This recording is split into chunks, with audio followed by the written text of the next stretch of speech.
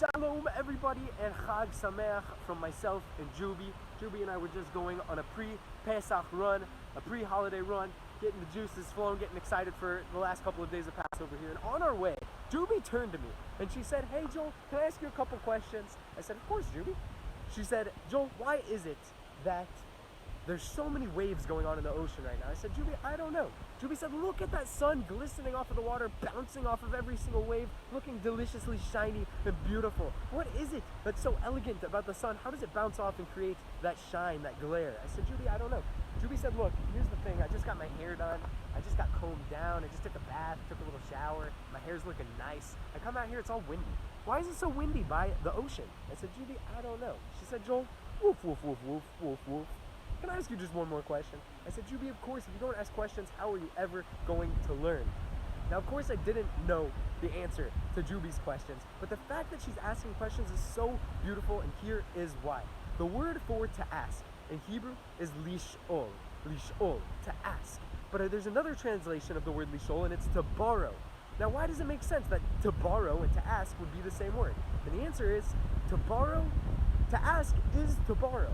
When you ask someone, you're borrowing a piece of them, you're borrowing a connection of them, you're borrowing a relationship, you're borrowing a story, you're borrowing an insight, you're borrowing something that was theirs and now it's both of yours. You're borrowing a piece of that person. And this is an amazing way to connect. Lish'ol, to ask questions. I was just on the bus this week, and the security guard, the police officer on the bus, he jumped up and did a couple pull-ups. He looked like a big, strong guy, so I said, "Ma, like shtayim? Just two? You're only doing 2 pull-ups?" I asked a question, and he said, "Well, yesterday was back day, today's leg day, just a couple pull-ups to keep me busy." This was a connection. We ended up chatting for the rest of the bus ride. And you can do this in any place. You can do it at the grocery store. You can ask, "Hey, it's a long weekend coming up. Any plans for the holiday?" You can ask, "Hey, what do you think the meaning of life is?" Asking opens doors, it opens connections, and it opens opportunities to come together to learn from one another in really, really beautiful ways. Now, on Pesach, we have this theme, Passover, we have this theme of asking questions. What's different on this night than all other nights? There's so many opportunities throughout Passover to ask questions. We assigned the youngest child the role of singing this song. What is different on all other nights? What is different on this night from all other nights? The youngest kid, they're encouraged to ask these questions and always, always, always to ask questions. So we see that it's such a strong theme, and it's something we try to ingrain from a very young age, asking questions. Now on Passover, we have the most beautiful insight about asking questions, and it comes in the difference between chametz and matzah. Chametz is the fluffed up bread, it's risen products that we eat all year round. It's the donut, it's the bagel, it's the pizza, it's the challah. It's so delicious and fluffy, and it's so full. It doesn't need anything else. Matzah, on the other hand, is flat, it's humble, it represents humility. It represents not being full, not being puffed up. Now we see this also in the words, chametz and matzah. Chametz is with a chet, matzah is with a hey. Now those Hebrew letters, you can look up a picture of them maybe after or during. A chet is closed on all sides, it's full, it doesn't need anything else. Matzah has an opening. Matzah represents I'm open to connecting, I'm open to asking questions, I'm open to acknowledging that I need.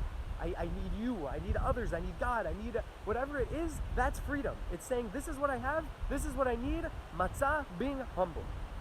So this is the difference between chametz and matzah. Chametz is full, it's puffed up, it doesn't need anything else, it's closed off with the chet.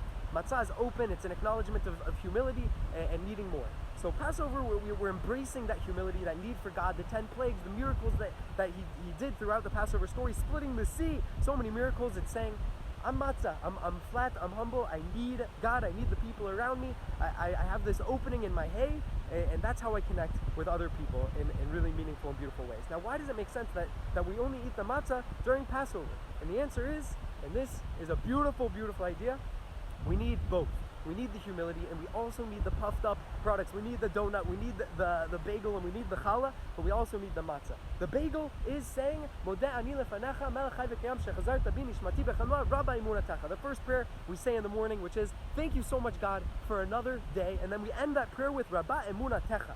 Great is your faithfulness. You believe in me to do something great today and to make the most of my life. Now that is what we say when we're the chametz, when we're puffed up. We need to believe in ourselves, and we need to know that we're here not to waste time, not to not believe in ourselves and say you're nothing, you're just matzah, but we need to believe in ourselves. But we also need that matzah, we need that opening, we need to acknowledge we're not perfect. Sure, God has faith in me every day, but I need others, and I need God as well. So this is the message for Passover from me and Juby. He's down there chilling. We want to bless everyone that you'll find that perfect balance of believing in yourself, but also connecting with others, of having the confidence and strength to accomplish great things in the world, but also to realize you need others around you. You need God. You need more than just what you have within yourself. Juby and I are going to get back and enjoy this Passover. We're going to go eat some matzah for another couple of days. I don't know if she actually eats matzah, probably not. She probably eats other good things, which she probably has a lot of questions about.